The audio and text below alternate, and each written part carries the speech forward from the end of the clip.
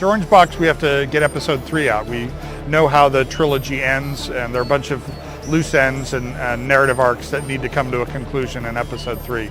So that's going to be a big focus for us.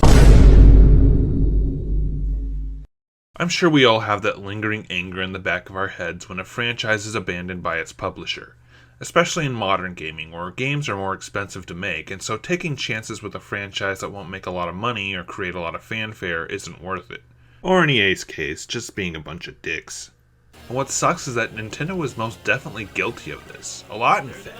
F-Zero's last game was almost 20 years old, Star Fox came back and died immediately because the game was sadly underwhelming, and not even Wario Land can come back despite Wario being in every Mario Sport and Party game, and is still very relevant and popular. And those are just some of the more popular examples. Nintendo actually has a huge backlog of franchises that haven't seen life in years. Some understandable, some not, especially when they've garnered such a sizable fan base. And one perfect example of this was their jet ski racing game, Wave Race, as today we take a look at its third entry, Wave Race Blue Storm.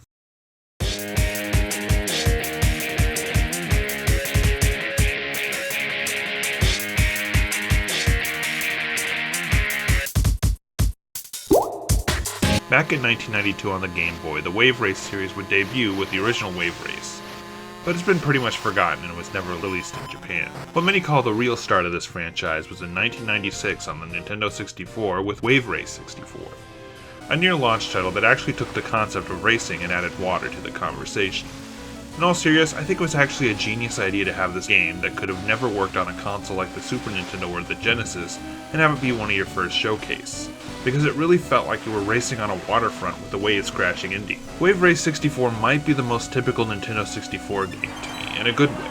The graphics, the music, the gameplay style, it feels like I'm taken back to 1996 and having a good time with my new Nintendo 64. But it also feels like the kind of game that could only get better with each new incarnation, and I think Nintendo had that same idea come the launch of their next console with the follow-up, Blue Storm. Interesting to note is that Wave Race 64 was handled by Nintendo's main team themselves, Nintendo EAD, Entertainment Analysis and Development. Blue Storm, on the other hand, was given to Nintendo's North American branch, Nintendo Software Technology, a division founded mostly to produce games focusing on the North American market, and also, I'm not kidding here, an excuse for Nintendo to grab someone else's IP and produce their own entry for it.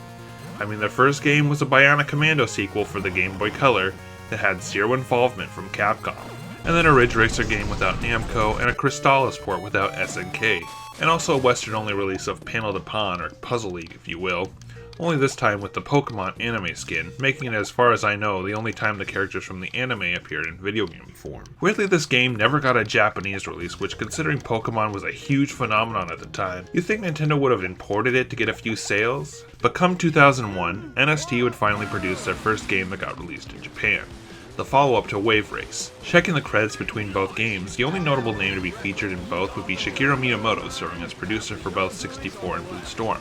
But for Blue Storm, he's joined by Minoru Arakawa, the former president of Nintendo of America, and Shigeki Yamashiro, who worked as support on a lot of Nintendo games during the 90s, like F-Zero, Star Fox, and Stunt Race FX, until he was moved to NST in America and became president of the company in 2002, the following year after this game, and has remained in that position since. Also, he was the director of this title. So the producers definitely made sense. The big cheese of the company, the new big cheese for the studio, and also Bowser Jr.'s mom is there for brand recognition, I guess. Interestingly, the directors of Wave Race 64, Katsuya Iguchi and Shinya Takahashi, had no involvement with this title, except for one credit at the end as, quote, original Wave Race project lead, alongside head programmer of Wave Race 64, Kazuo Ota.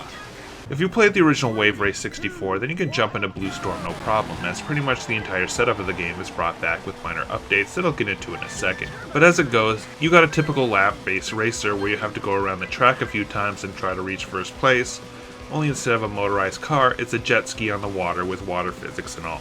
While on top of that, you have to swim around these buoys in the water that tell you to go either right or left of it.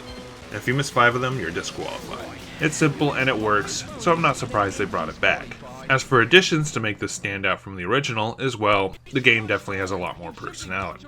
Remember how every racer in 64 is in swim gear and a helmet for most of the game? Well, now all the racers are stripped of that for actual character designs. Although considering what they looked like without the helmets on, yeah, maybe it's better that they kept them on in that game.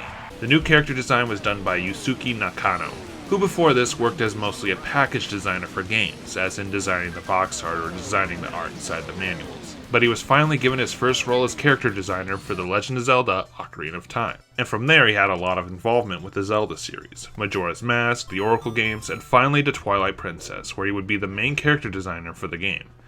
After that, however, he mostly served as illustration supervisor for a lot of games. I think the character designs he did for Blue Storm are pretty great, giving the characters a lot of personality with facial features alongside unique outfits for all of them, giving them the feel of, yes, this game was made in the early 2000s, can't you tell? And I'm gonna assume he did the little mascot guy for this game's box cover who, alright, let's be honest, looks like a skateboard park mascot you'd see in Tony Hawk's Pro Skater. Still cool though. Although now that I've taken a closer look editing this video, he looks exactly like that virus guy from Scooby-Doo and the Cyber Chase, two products that came out in 2001. Where's Super Shag when you need him? Why, check this out! I'm Super Shag! What's great is that a majority of the characters are returning from Wave Race 64, with Ryota Hayami, David Mariner, and Ayumi Stewart. Sadly, we do not know what happened to Miles Jeter. I hope he's well wherever he is. Meanwhile, 4 character slots are taken by some familiar faces if you played a certain snowboarding game on the Nintendo 64. That's right, as it turns out, Wave Race shares a universe with the 1080 snowboarding series, as included in the roster is Rob Haywood, Akari Hayami, and Ricky Winterborn, who, by the way, has an absolute banger for a theme that does not belong to some white kid.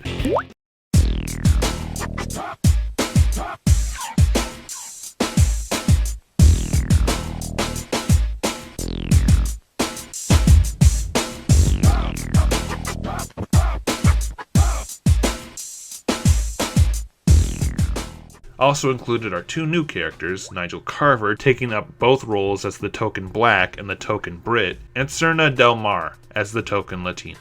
So yes, we've gone up from 4 racers on a track to a standard 8.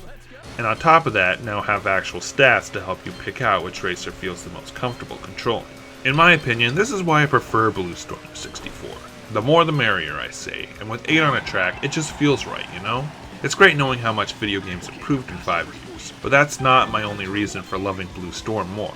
What I also love is the upgraded boost feature. In 64 you have a bar that goes up after going through enough buoys, and when you reach the maximum, your speed is increased, and if you miss a buoy, you have to start all over again.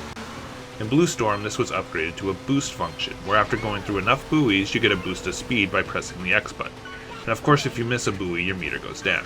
Yeah, if there's another reason why I prefer this to 64, it's definitely not losing a sense of speed and actually getting a boost of speed if I feel like I need to make a comeback if I'm trailing behind. Also added in the game is that each character has their own specific crew chief talk to you throughout the match compared to 64, where there was just one bright chipper guy that I loved.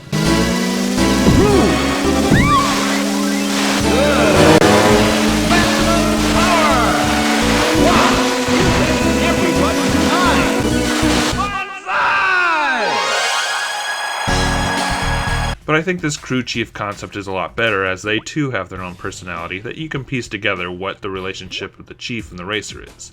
Like how Ricky's is his Uncle Russ, or how David's Chief Ray is this complete surfer bro, so you can kind of piece together that maybe David is this surfer bro as well.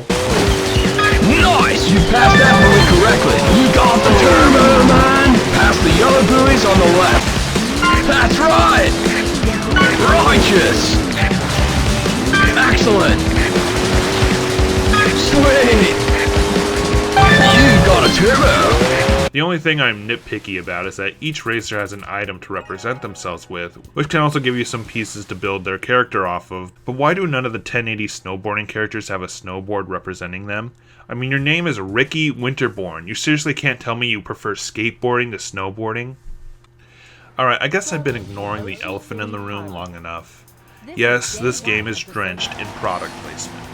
When I first played this, I was actually kind of shocked that yes, a game can have product placement, but after thinking it over a bit, product placements in video games isn't a surprise anymore. I mean, I normally stick to franchises that don't have it, so it makes sense to me at least.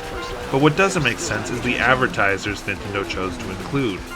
I look back at some other games with not so subtle product placement, like Crazy Taxi with KFC and Pizza Hut, or even the first Wave Race with Kawasaki. But at least they made sense to the games that they were in. Kawasaki produces jet skis, which is the main vehicle in Wave Race, and Crazy Taxi is all about taking patrons to their destination. So why not have a real-life restaurant as a choice?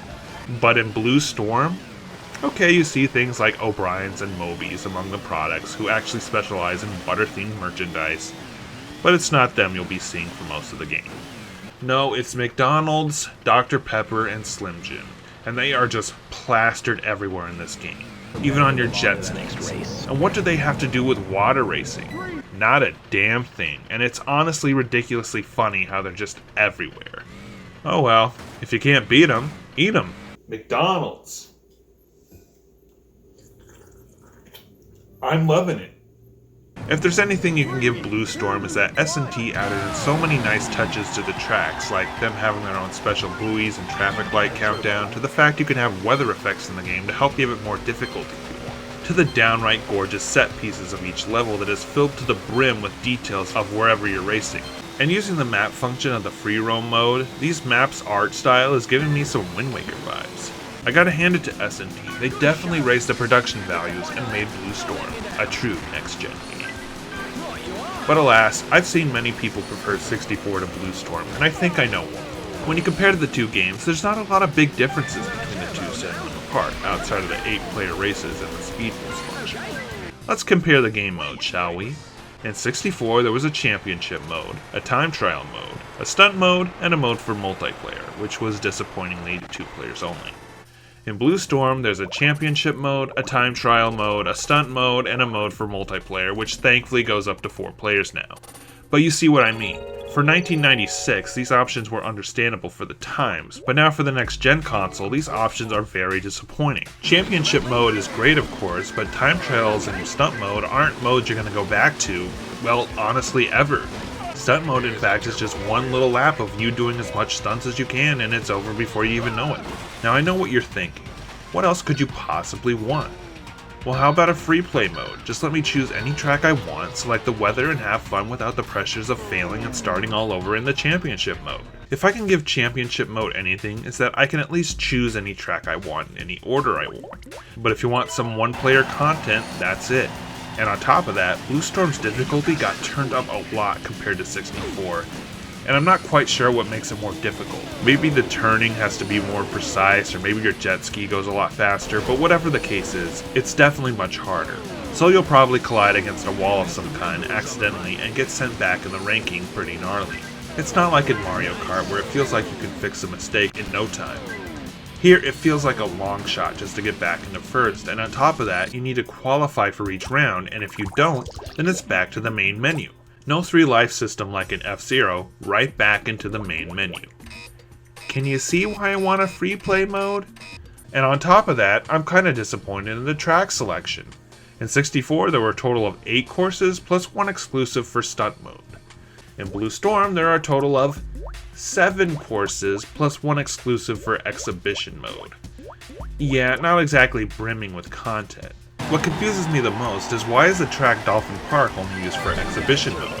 Exhibition mode is a strange mode in championship mode that's a single race on this track that's the only option when you start a new file. And it boggles me that it's just neglected like this. It's gorgeous and lovely, and there's dolphins and turtles. I'd love to race on this a lot more. But I think it gets worse when you notice the similarities between the tracks of the two games. Aspen Lake feels a lot like Drake Lake in the first game, Arctic Bay reminds me a lot of Glacier Coast, the stage Ocean City Harbor has some newspaper floating in the sea much like in Blue Port, which I know is such a small touch and shouldn't be a big deal, but hey, it's something I noticed. And then there's Southern Island, a stage straight up taken from 64, just made to look more prettier. Now I don't want to be too mean, these new tracks are actually all really good and really nice and detailed. And to be fair, there's still a lot of variety in the stages between the two games. And you are bounded to repeat some themes, I mean just look at Mario Kart. But I at least want a few more tracks to, feel like you're getting more. It's these faults that really hurt Blue Storm. Even if you do overcome the difficulty and lock everything in this game, that's it really. Because of no free play mode, you're stuck just doing the championship mode over and over and it'll start to get annoying. What should be a game with hours of enjoyment to be had really only feels like 2 hours at a time tops. And who knows if you would even want to go back to it often, excluding multiplayer, which of course we shouldn't dismiss, but we shouldn't dismiss single player either. While to me this is a massive disappointment, what's an even bigger disappointment is that this game would be the last title in the Wave Race series. Yeah, it just feels so strange to end the series after it was only getting better and hopefully bigger by the next installment. But by the time the Wii hit, no Wave Race. What gives? Well, the sad truth, my dear viewer, is that if you're a racing game not named Mario Kart, Nintendo has no use for you. It happened to F-Zero, it happened to Excitebike, and it happened to Wave Race's sister series, 1080 Snowboarding, which also got a GameCube sequel by NST and also happened to be its last. Dang. I think what also really hurt Wave Race is that it was pretty much used as launch title fluff, where you don't have to put your best work out there, but a simple game that'll be played for like a year maybe, and then after all the bigger games start coming out, it sits on the shelf collecting dust, or traded in to buy Super Mario Sunshine or Mario Kart Double Dash or something like that. Considering video games only got bigger and bigger, now's the perfect time to make a Wave Race sequel, I think. You could have 20 tracks and not be limited to a single digit number, have the entire Wave Race and 1080 cast be playable and online. Wave Race is the most popular jet ski racing series out there with not a lot of competition, so it sucks to have it be trapped in this limbo of no use. This series seriously deserved better.